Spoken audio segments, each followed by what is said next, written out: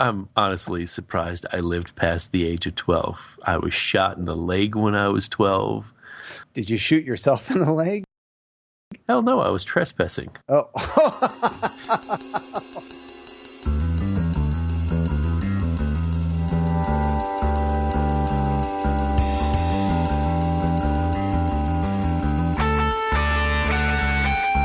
Welcome to the Archispeak podcast, the podcast for architects by architects, where we discuss all things about architecture. I'm Neil Pan. Each episode, Evan Troxel, Cormac Phelan, and me invite you in on the conversation as we talk about everything in the profession, both the good and the bad.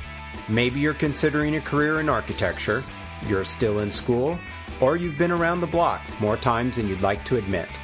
Join us in the studio as we gather around the water cooler and talk about this profession we call architecture. It's time for some Archispeak. I died in South Africa, all the outline, my body in Tiffany's blue. When I died, I drove riding and swam with the dolphins and Lisa Frank. And you.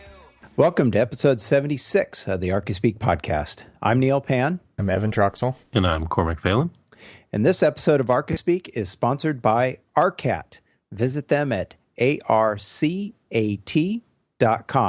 We'll talk more about them later in the show, but first, we have a couple of friends of the show to announce. That's right. We've got two. This first one is Nancy LaFleur from St. Petersburg, Florida. And Nancy knows somebody on the show personally. So, Cormac, who's Nancy? That would be my older sister. And it sounds like she's learning a lot about you on the show. It's just proving that I think I need to call her a little more often. Yeah. There you I only hear his voice when he's on the show. He doesn't call me that much. Well, that was very nice of Nancy to donate to the show, and we appreciate it, Nancy. Thank you very much. Our second friend of the show is Mark McTeer from Rio Vista, California. He's not one of my sisters. And thank you very much, Mark, for becoming a friend of the show. And if you would like to become a friend of the show and get your name read on the podcast and get our gratitude, we would love to hear from you at archispeakpodcast.com/donate. And any donation over $5 really helps the show. And it is also something that makes the show possible. So head on over to archispeakpodcast.com/donate and become a friend of the show. We would appreciate that. And Mark, if you want, you can be Neil's sister. Yeah, honorary. Really? I don't think he's going to appreciate me saying he could be your sister. Sorry, Neil can be your sister. There you go. There.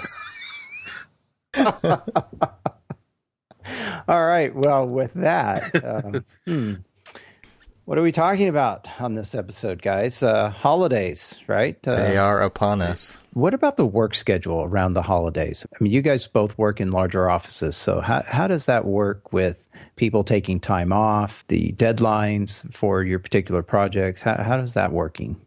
One word for holidays and work schedule: inconvenient.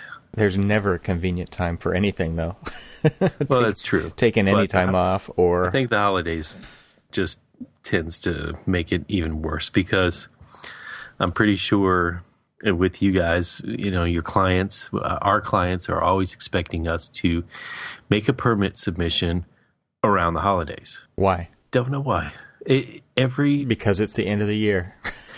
Well, yeah, I guess so. Oh, we want to get it in there before the next. Yeah, there's something magical about the end of the year. Am I right?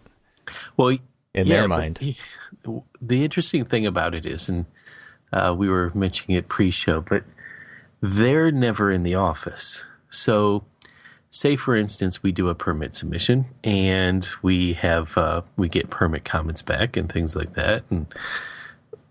Well, first of all, when we do a permit submission, Neil, what was that date that you said it usually happens?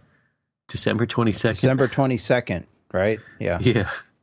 So you can say that you got your permit submission in, and but no one's going to look at it for at least 2 weeks. January 6th, 7th, maybe? Yeah, it's just going to sit there. Right? Well, that's when they, log it in and say, oh, yeah, No. It gets logged in on the 22nd. That's important because if there's a code change that comes January 1, it's technically under the old code or whatever the old code might have been in December, right? Yep. Yeah. We were under that last year, big time, because of all the California Energy Code stuff that was getting updated for this code cycle. So there was a huge push to get project in last year. So does that mean that a project goes in, say, maybe not 100%? Do projects ever go? I was going to say, when is a project? I mean, normally we say honestly, 95%, and even that is like pushing it, right? Oh yeah. Well, I usually say 95% with 25% to go. Yeah, right. It's fuzzy math. Exactly.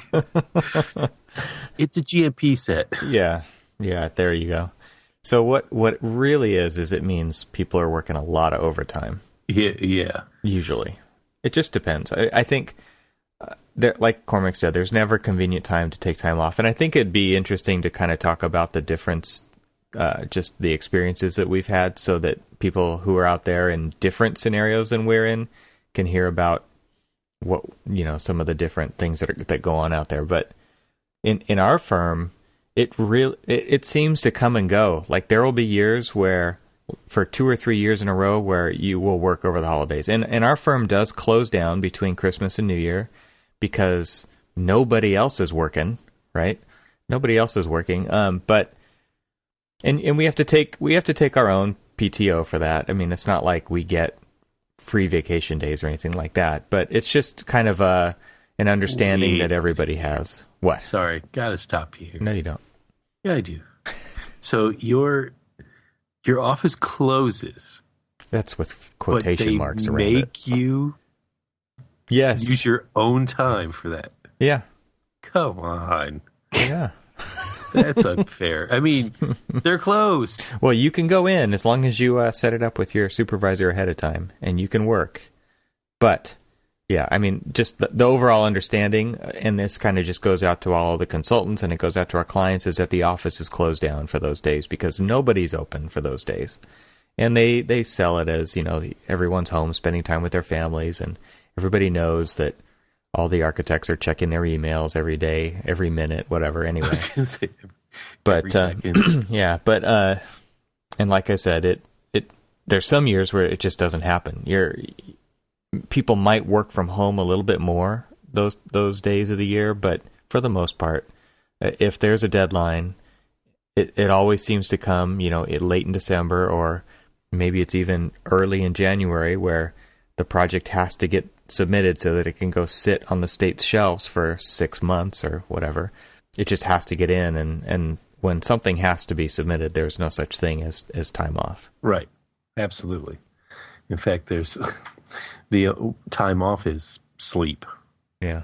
And I know right now, like our studio alone is going after 7 projects. There's tons of RFPs out there right now. So they're like legitimately pursuing 7 different huge projects right now.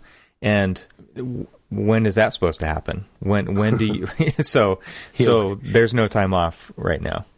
Evan, we need some graphics for this submission, this RFP submission.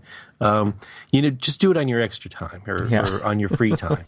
Like, oh yeah, I've got that. Yeah, I remember there was one Christmas where I was headed up to Tahoe, and so I'm in the car with a laptop, and I'm doing a bunch of writing for the submission, and a bunch of design narrative stuff, and I'm get up there, and I'm emailing it and back and forth and working, and it's like everybody else is out playing, making snowmen and snowboarding and going sledding. And then I get back, and it's like straight to the office, and we have this whole like work party going where everybody's got all the submittal binders laid out in like assembly line process, and people are putting these things together, and there's nobody else in the office, but that's just how it goes some years. And then there's other years where it's like nobody's around. Like right now, it's funny, like, Thanksgiving time.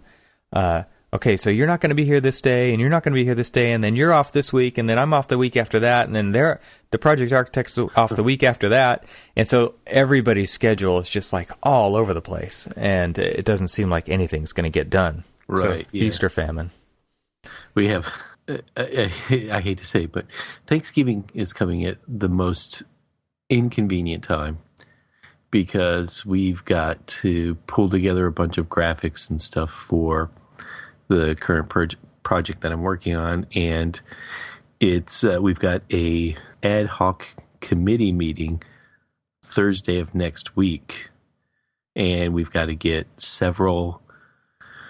I think we promised them 6 to 8 renderings, and because those are easy to do. That's what happens in the cloud, right? Illustrative site plans and floor plans. And all of this is pretty much, we just made a bunch of changes to both the facade and the site plans. Floor plans we're pretty well set on. So now we have to do all of that because thankfully Revit and Photoshop and SketchUp and everything else has an easy button. We can just press it and go on our merry way. And of course, everybody on the team is going to be out of town for the Thanksgiving holiday. So so there's going to be a late night Monday, Tuesday, Wednesday of this week, which we've kind of done. And then next week will be a lot of late nights pulling everything together. So, it's kind of amazing that, it just comes at a horrible time. I mean, you're right. There is no good time. I was just going to say, is there ever a good time, holiday or not? It seems we go through this same process over the summer, right? It's like everybody wants to take their time off and go somewhere in the summer. We do a whole show where we're going to go and what we're doing, and yet it's the same crap all summer long. This is probably we're bitching about this and kind of tongue in cheek here, but I mean it's a whole lot better than the shitstorm of years we've had the last 6 years of no work. Look, right? Yeah, the alternative of having no work is this is far better. And to be quite honest with you, this is just what we do. This is our job. I mean, we live on cycles of deadlines and milestones. Yeah, if you didn't figure that out when you were in school, exactly. There's no hope for you. Oh yeah, if your professors forgot to tell you that linear time is measured by milestones and deadlines, then get used to it. Because in fact, you say, well, like our next deadline is, other than these little committee meetings, our next deadline is the 15th of January. And so all we're thinking of is how many weeks is it between now and the 15th of January? So, and that's how we measure our life. Right. How many weeks do we have left? How many working days do we have between now and then? Which means 7 per week, that kind of thing. Yeah, divided by 7. One of my favorite inconveniences was we'd put a project out to bid, and it was like early December when we put it out. And of course, what does that mean? That means that we are going to have RFI questions, and we'll have to issue out addendums and things like that. Well, I had to go on. It was one of those vacation times of use it or lose it, and that everything was already planned and ready to go. And I had a cell phone that was pretty much never hung up because they were asking, they would email me the RFI questions, and yes, I did take a set of documents with me. Both specs and drawings. And as basically I'm dictating to them how to answer each of these RFI questions and going through, and it's just like, okay, and reference this page and this section, and, going through and basically telling them exactly what they need to do because I didn't have a computer I didn't have a computer available in the middle of the woods. And I did have cell service. I just didn't have Wi-Fi, so I couldn't really do anything at the time. And it was before I realized that I could pair off my phone. Thankfully, I didn't realize that at the time. And, more people need to not realize that. Exactly. But it was, I sat there, and at least a good 3 days of a 7-day trip was spent on the phone formulating, responses to RFI questions that, and then how to create. So I think we had issued 2 addendums in 7 days, the 7 days that I was gone. And I pretty much did all of them. And I can guarantee you that all of that time that I spent on the phone did not come out of my PTO time. Yeah. I charged it. You better. So let me ask, guys. I mean, really, is this worth it? Do you mean, will the world end if we don't work? Yeah. I mean, come on. Seriously? I mean, I missed an entire weekend once to go away just because of the stresses of work and trying to get something done and not being able to leave on time. And you know what? Big frickin' mistake. I should have just did the symbolic drop the mic. I'm gone. See you later. Sorry. Cut the cord. Yeah, I'm done. I have a weekend away. Yeah, you know what? You have a life. Architects, guys, listen, girls, everybody, you have a life. Go frickin' live it. Because, sitting in the office or sitting at home or dictating RFIs from underneath a pine tree is just frickin' wrong. It's wrong. What other damn profession does this? Maybe there's a lot. I don't know. Maybe every profession Retail. does this. Retail can't do it. I totally feel sorry. I mean, here in the United States, for the Thanksgiving holiday, restaurants and little retail. Crazy, but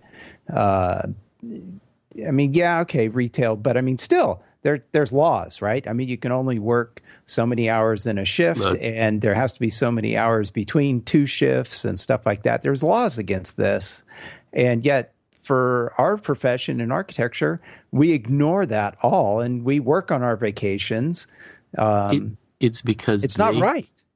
It's because I won't say every profession is like this, but there are a few professions that are similar to architecture where we cannot unplug. We carry it home with us just because we're thinking about the project. Well, and we're like,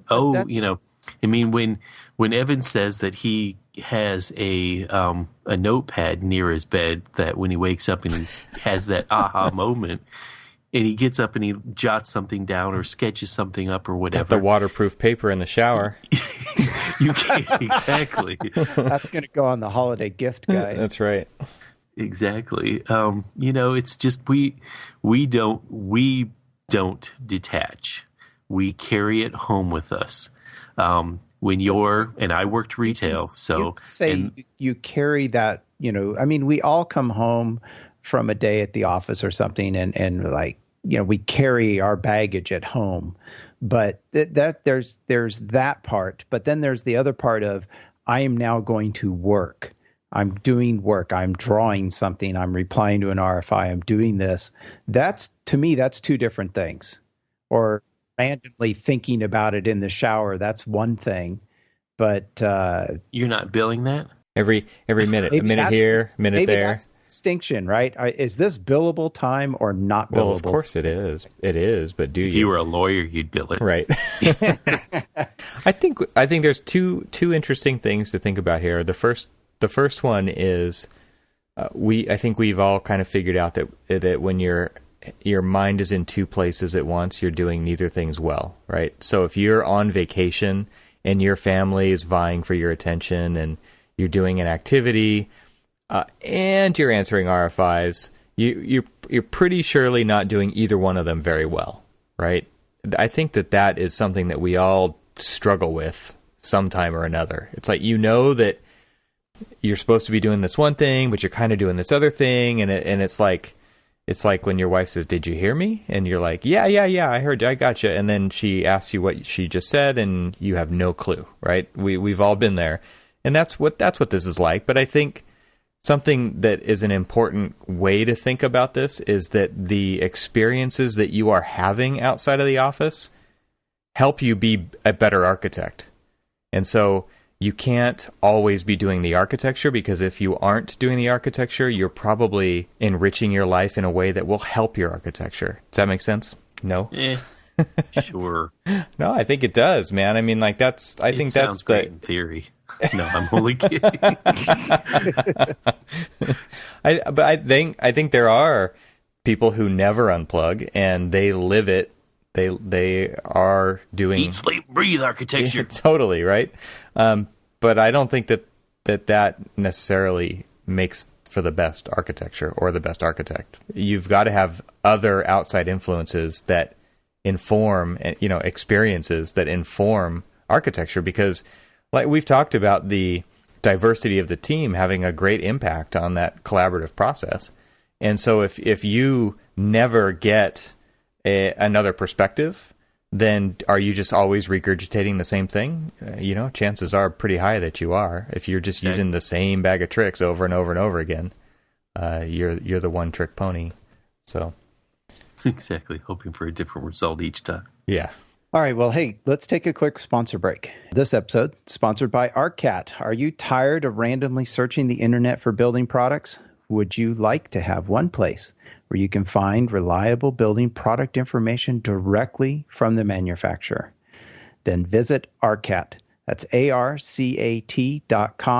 And there you can search the ArcCat libraries for architectural building products to find specifications, CAD details, BIM objects, and more, free of charge with no registration required to download the content. ArcCat has created a website devoted to you, the building professional, to find building product information fast and hassle-free. Check out ArcCat today at arcat.com. I can't even read my own writing. This is horrible. And it's typed. It's typed. In bold letters with spaces. It's Yes. Comic Sans throwing you off. So visit our sponsor, ArcCat, and thanks to ArcCat for sponsoring Archispeak. We really appreciate their support of the show. Their continual support. They've been fantastic. Yes. Thank you very much. Really appreciate it. So, guys, I wanted to ask you, we've kind of talked a little bit about, the struggles of trying to manage the holiday schedules and getting work done. But do you guys also find that there are times where, you may be on the phone with your client or maybe the consultant or somebody working on the project, or maybe just in a team meeting with the project manager or the project architect. And it's like, we have to get X done, whatever it might be. And there seems to be a little bit more play with the deadline and or schedules because it is maybe a holiday time. The same can be true, maybe said during the summertime as well. When lots of different people are taking summer vacations. So, but I mean, do you find that during, say, this time in the States, United States, we have the Thanksgiving holiday usually at the end of November, and then which causes some problems, and then of course we have the Christmas holiday in December, or other holidays. We won't get into that part of it, but I mean, is a little bit easier sometimes to say, we can't meet this deadline, or we only have so many people to work on it because half the people are going to be gone, and it's like there's maybe less of a hammer or something. It's less firm on all of these sort of schedules because everybody understands, from the jurisdictions to the clients to people in the office and consultants, that everybody's going to be on a vacation, taking time off at some point. You're killing me here. It's like, all right. It's like a stand-up. No, it's even worse. They may understand it, but they don't care. You have less time and less staff to do the same thing and deliver it at the same time. What's your Army saying? Prior planning prevents piss poor performance. So you would think that we know that these holidays are coming. Yeah. And we know that people are going to go out of town, so we might work a little more before that to get it all done. Look, growing up in Florida, we knew when hurricanes were coming, and we could still prepare for them, but they still were pretty damn devastating. Hurricanes, Sorry, deadlines, boss, same make thing. the deadline because we didn't have power because of a hurricane, right? Yeah. Should have had that generator going, right? No one can draw with a pencil anymore. No, Neil, to go back to what you were asking, a lot of times the worst times are the holidays, the end of year and summer, especially for, firms out there that are doing a lot of like public works stuff, public schools, things like that, because their deadlines are, you got, especially, like public schools. Give you a great example is you've got a 2-week kind of, most schools let out for 2 weeks or close to 2 weeks during the Christmas time. Well, that's a perfect time to get work done, especially in the school because it's unoccupied. You can get work in there. So you're rushing to get whatever documentation, whatever permitting, whatever you need to get done so that you can mobilize and get working the second those kids leave the school at, Friday afternoon. Friday afternoon, the contractors are mobilizing and they've got X amount of time, let's say 8, 9, 10 days worth of work to be able to get it done, get it cleaned up, and pretend that they were never there when the kids come back in January. And so you've got things like, those little weird constraints. Then summertime, you have got to mobilize and get ready to go for the end of the school year. Everything has to be permitted, permits in hand, contracts signed with the contractor, mobilized. Most likely you've already reviewed all of your upfront submittals so that they've already, placed their order for the mechanical equipment that needs to come in during the summertime. And the second the bell rings on the last day of school, contractors in there putting up their safety fences and everything else and getting to work to get it done, because then, and it's typically usually around like the August 17th time, you've got to be cleaning up and getting ready to go because teachers are coming to work that next week and school's going to be starting the week after that, and you've got to pretend that you were never there. Yeah, well, I can understand that because those are very rigid schedules, right? I mean, you can only do schoolwork when the kids aren't in school. But I mean, for most other projects, we don't have those sort of and there's those absolute rigid schedules. Yeah, I was going to ask you, what's it like in the residential world? For the residential world, for the most part, it's March 15th through October 15th is your big days. Those are the times, because typically... why those particular... Because at least here in the Bay Area in California, it may be different in Southern California, but those are the times before March. Those tend to be the wetter times. Although that hasn't been true here in California for about the past 4 years. You guys know about rain 5 in California. years.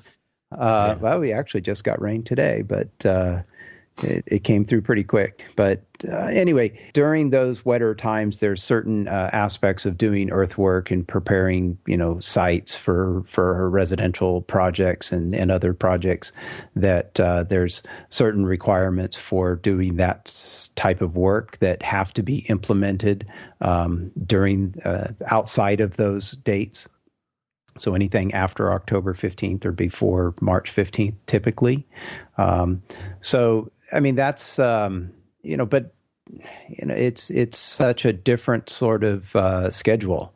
I mean, typically we'll see Everybody wants to try and get their projects. Because if you want to try and do a remodel on a house, right now is the best time to be actually working on the project in design and doing your construction drawings, because you want to get in for permitting early in the first part of the year so that come March 15th or something, you're ready to hit the ground running and doing your construction. And typically after that, we don't get a lot of rain here, so you're off and going.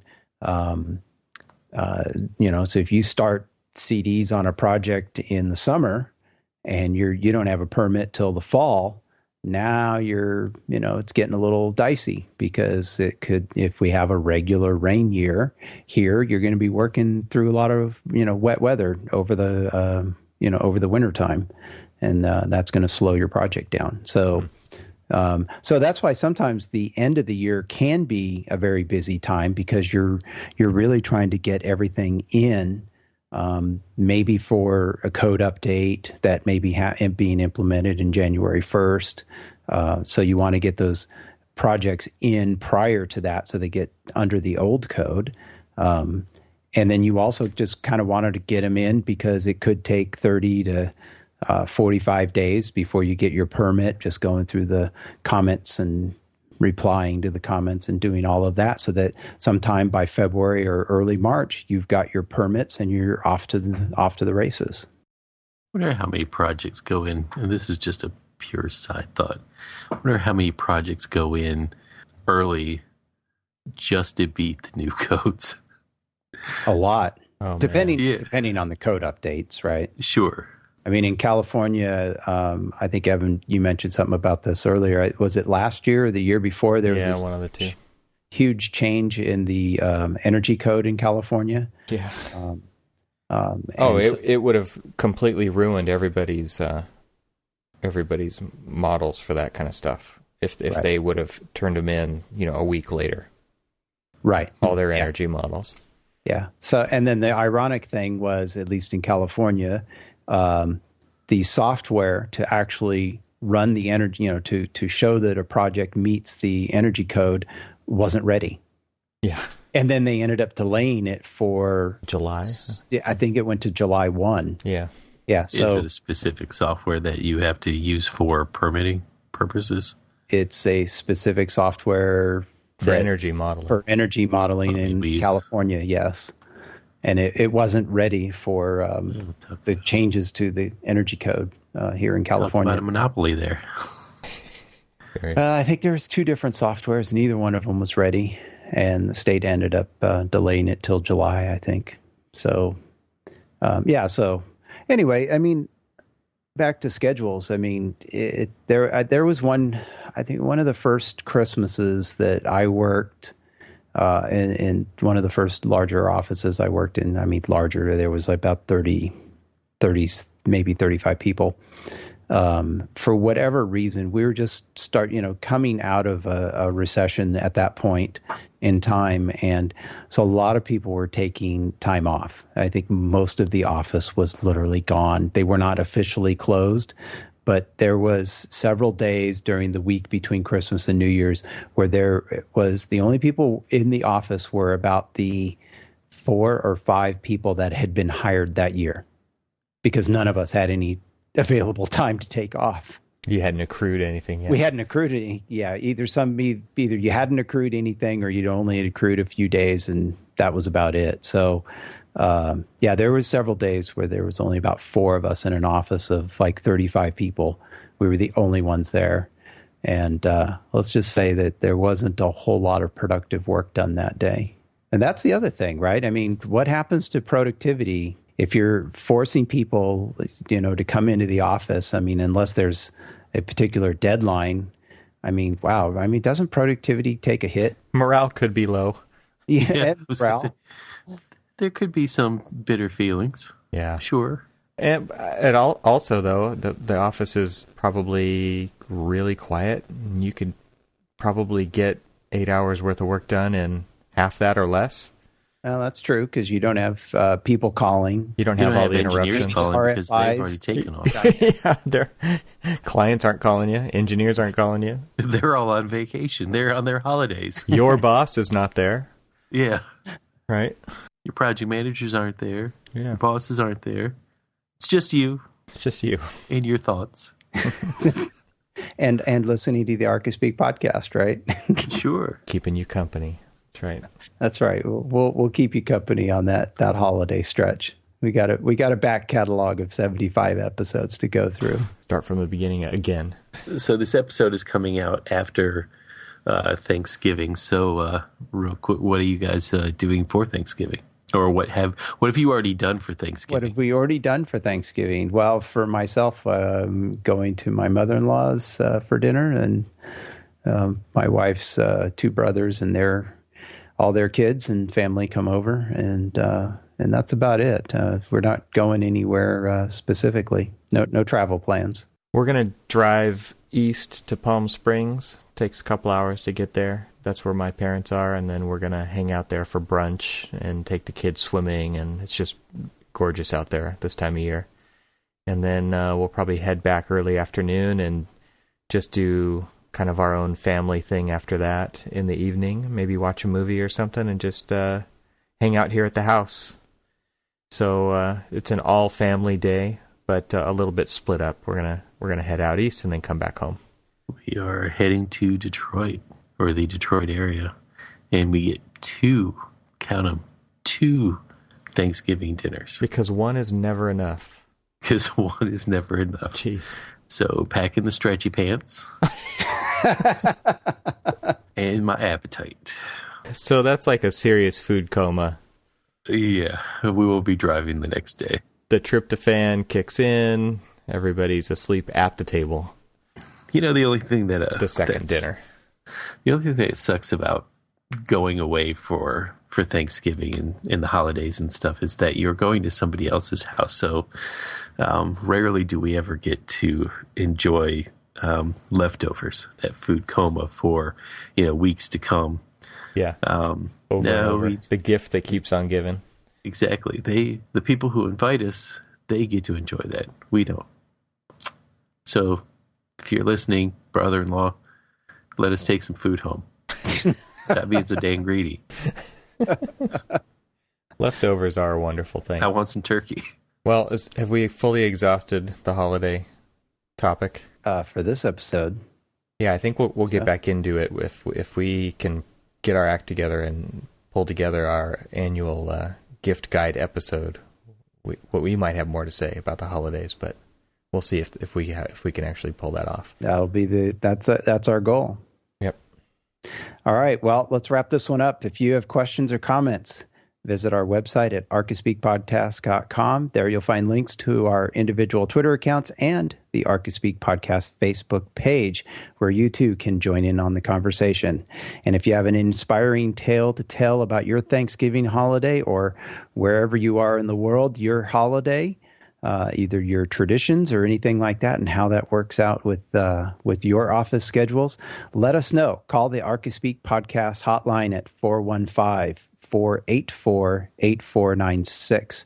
And if you've got something that might work on the show, let us know. We'll add it in. We'll do the audio, and we always enjoy reading the Google transcripts of your messages too. Those are quite hilarious. So entertain us a little bit this holiday season. Yeah. Call the show, 415-484-8496. And if you haven't already done so, leave us a review on iTunes. We just got one from Mark recently, so thank you very much for him to do that.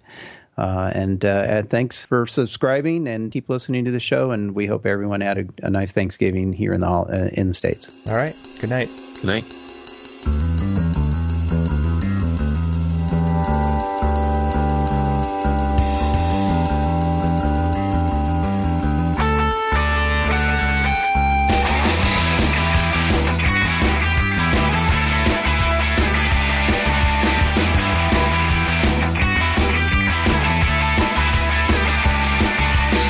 I died in South Africa. All the outline, my body in Tiffany's blue. When I died, I drove right in and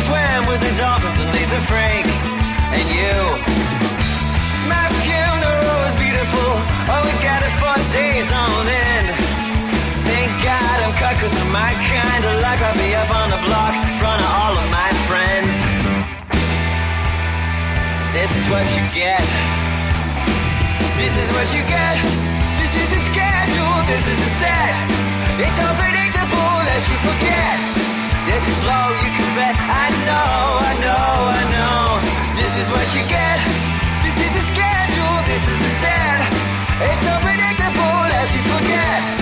If you blow, you can bet. I know, I know, I know.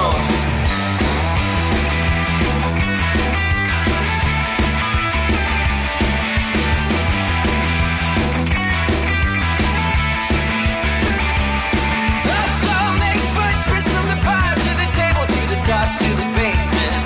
Blow by blow, kinds of steel, very real, very rock, but it's still very rock body. Paper, scissors, sister, preach, deep, open the rage, passes and abs. Bite jumps on pages, apples to the rages, a new tool and a toy for. And this is what you get. This is what you get. This is a schedule, this is a set. It's unpredictable as you forget. If you blow, you can bet. I know, I know, I know. This is what you get. This is a schedule, this is a set. It's unpredictable as you forget. If you blow, you can bet. I know, I know, I know.